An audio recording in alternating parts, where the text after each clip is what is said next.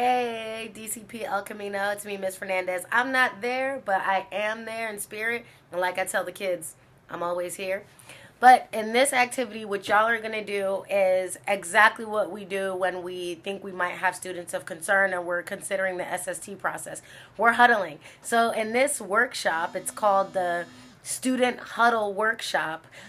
You are going to be working with your teams to identify students of concern in your cohort with your team teachers, and you're going to do a couple of things. So one, you're going to identify students of concern. The second thing you're going to do is identify what tier one supports you've put in place. Have you made phone calls? Have you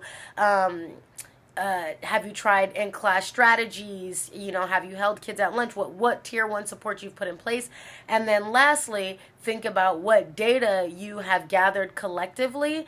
And if not, what data do you want to gather to kind of get a more clear picture of what the student needs? So identifying students of concern, identifying tier one supports you've already put in place, and sharing data that you've collected, and then jotting down what data you need to collect in order to kind of see what the student really needs. And then we go from there. So enjoy this activity. Thank you so much. It's going to be great.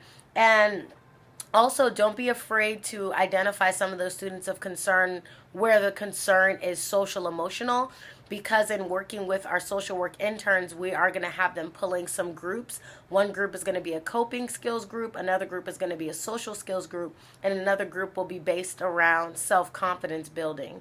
And so those groups will rotate every few weeks with different groups of students. So some of those students that you might identify might not be an academic problem, it might be more of a social emotional issue. And so identify those students as well and go through that same process. Like, who the student is, what support you put in place for that, what else do what do you know, and what else do you need to know. And then, thank you. And I look forward to getting the data and being really strategic and intentional about how we place students in groups and how we as the student services team come in around that tier 2 support to make sure that the students getting what they need and that you feel confident and comfortable as a teacher. Okay, there's a fly in my office and it just keeps coming in my face. All right, bye.